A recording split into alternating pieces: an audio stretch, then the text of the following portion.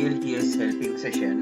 Today we are going to discuss about the IELTS speaking tips. IELTS speaking tips. Now, right.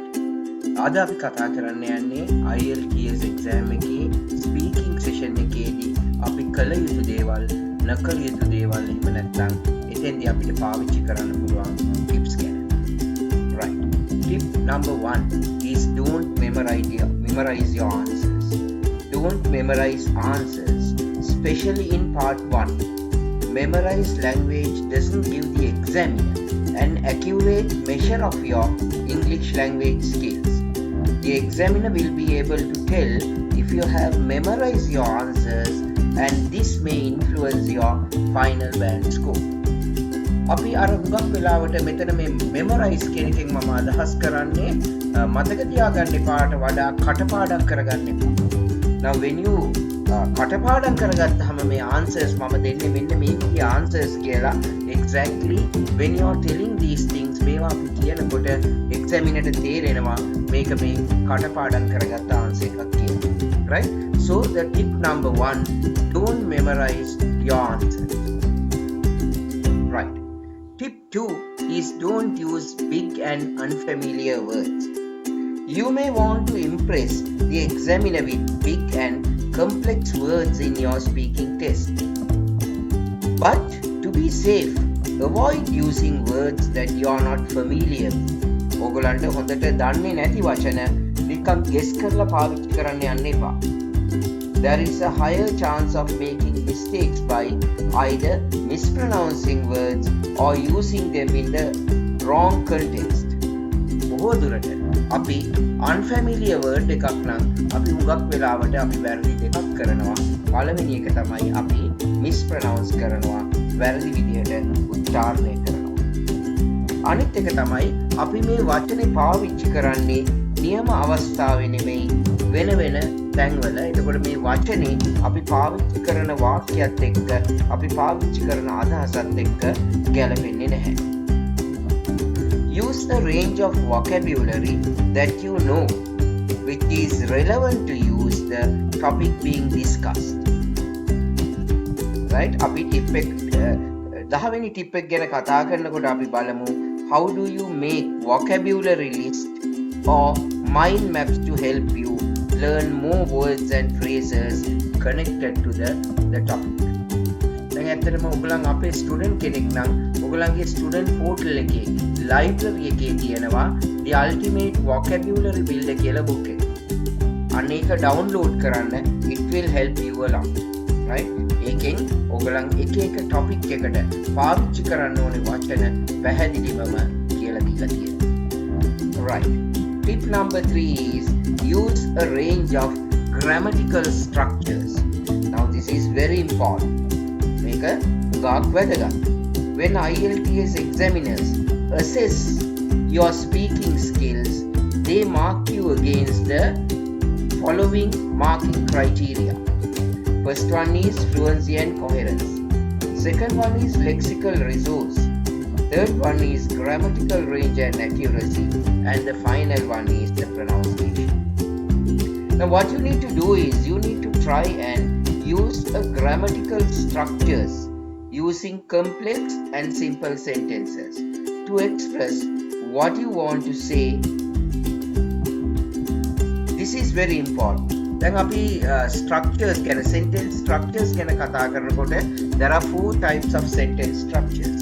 First one is simple sentences, then complex sentences, then compound sentences, and complex compound sentences. So you should be able to use all these 4 types of sentences in your speaking. Not only in your speaking, but also when you write essays or the reports or the letters, it's important for you to use these compound and complex sentences. Right?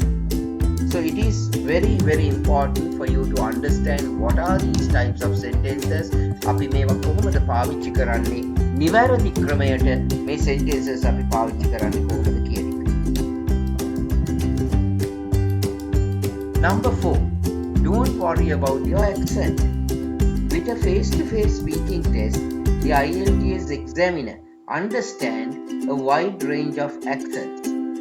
So, he will be able to understand what you say, unlike an machine. If you can communicate well, then there is nothing to worry about.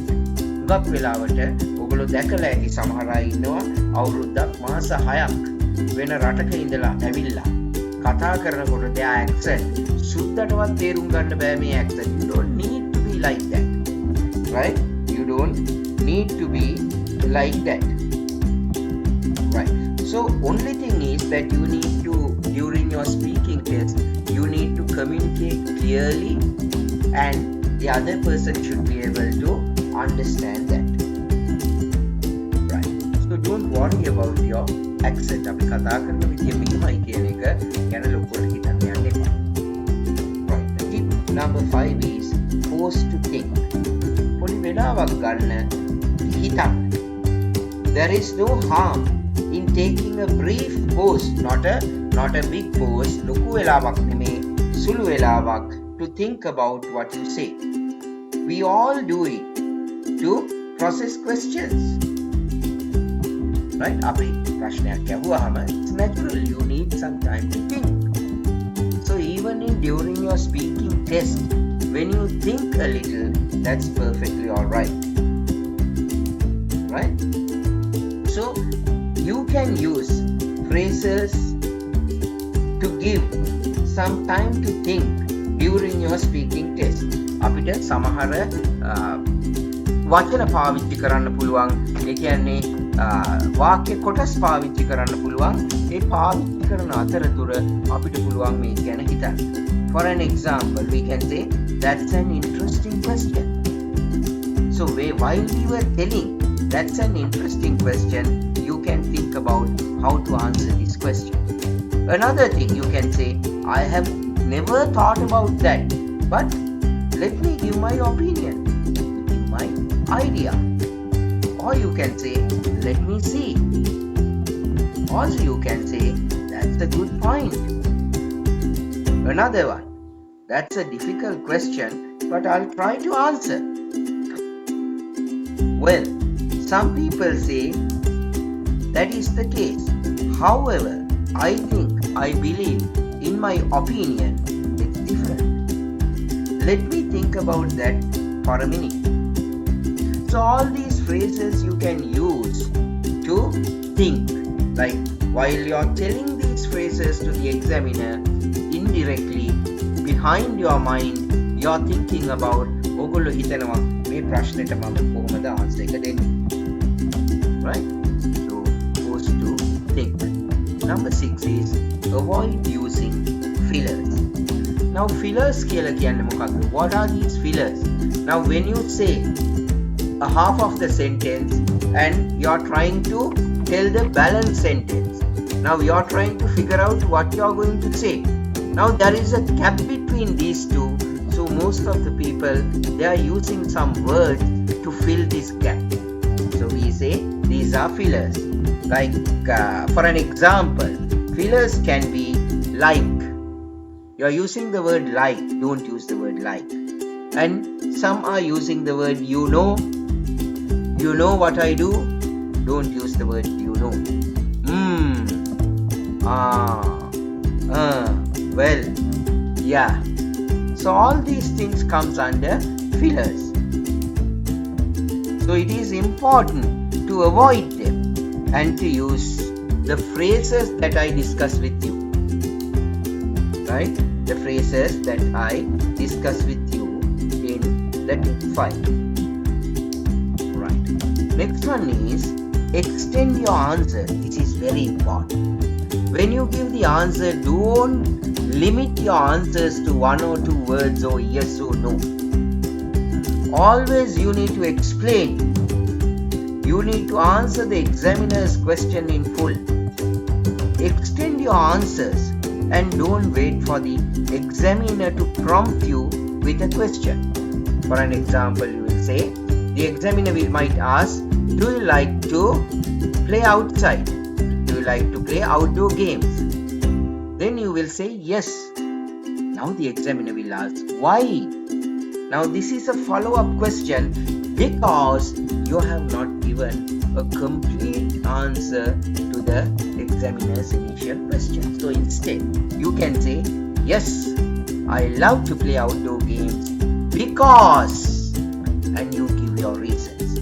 So this is what we call extending your answers, right? If the examiners ask you why, then they are prompting you to give a reason for your answer, and you need to extend.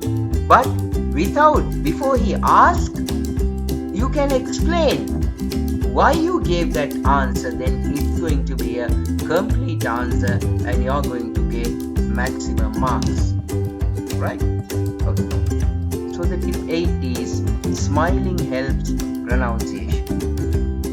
Sometimes when we speak, we produce a flat sound, a monotone with little variance, right? So what you need to do is you need to use your smiling, and you need to use this will definitely help your pronunciation. So it can help you to calm your nerves. In turn, it helps your pronunciation because you're relaxed, and make sure to tell what you're telling very clearly, opening your mouth wide, right? So that sounds come out very clearly. When we smile, our mouth is bigger and the tone of our voice is more friendly. So I want you to use the same thing.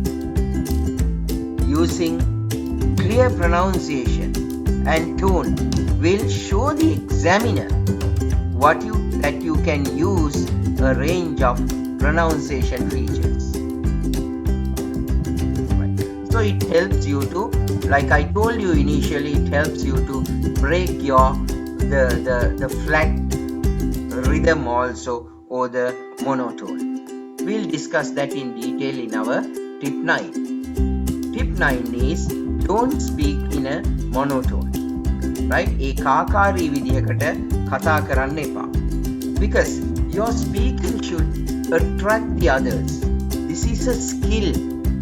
In IELTS, they check your English knowledge as well as skills. That is a speaking skill, that you attract the audience, that you attract the other person. So, like when you want to emphasize something, when you want to mention something, use a rhythm. දැන් අපි ඉංග්‍රීසි කතා කරනකොට කතාව විතරක් කියලා මදි, කතාවට ලතාවකුත් තියෙන්න ඕනේ. මෙන්න මේ ලතාව තමයි අපි කියන්නේ voice variation කියලා. Right? That is what we call. When we emphasize certain words, when we stress certain words, it makes it clear to compare and contrast ideas by stressing keywords. It also increases the flow of conversation. So, remember, හොඳට මතක තියාගන්න. Don't speak in a monotone. ඒකාකාරී විදිහකට කතා කරන්න එපා. Vary the stress. අර වචන අවධාරණය කිරීම වෙනස් කරන්න, and use intonation to add emphasis, voice variation. අඩ උස් පහත් කිරීමෙන් ඒකට අපි කියන දෙයට වැඩිපුර තේරුමක් අපිට වැඩිපුර අවධාරණයක් දෙන්න පුළුවන්. Then use your hand gestures, and this helps the rhythm of the conversation. Right? Try to use your hand gestures, and it shows the examiner that you are a natural speaker. The natural speakers will get more and more marks. Right. Then the tip 10, the final one, the last but not the least. You need to practice common IELTS topics. So what are these common IELTS topics? I will tell you few. One is tourism and travel. The next one is education. then transport, then environment. Next one is family life. Again, sports and recreation. Another one is crime and punishment. Then the internet. And finally, advertising and retail. So these are very important common topics that these are the examiner that will ask you most of the time. අපි වැඩිපුරම අවස්ථාවක examiner ඔයගොල්ලන්ගෙන් ප්‍රශ්න කරන common topics ටික තමයි මම මේ කිව්වේ. In another session, we will discuss what are the vocabulary that we need to use for these common topics. Right? So, we discuss 10 tips, 10 IELTS speaking tips. So what I want you to do is, I want you to combine these 10 tips and do more and more practicing. Practice is the key for your higher band score. And also when you practice, it will give you a confidence. So I want you to practice and get the confidence before you attend your IELTS test. If you think that you need more help from us, you can contact us. You can contact us via email or you can contact us through the phone. And we are really happy to help you.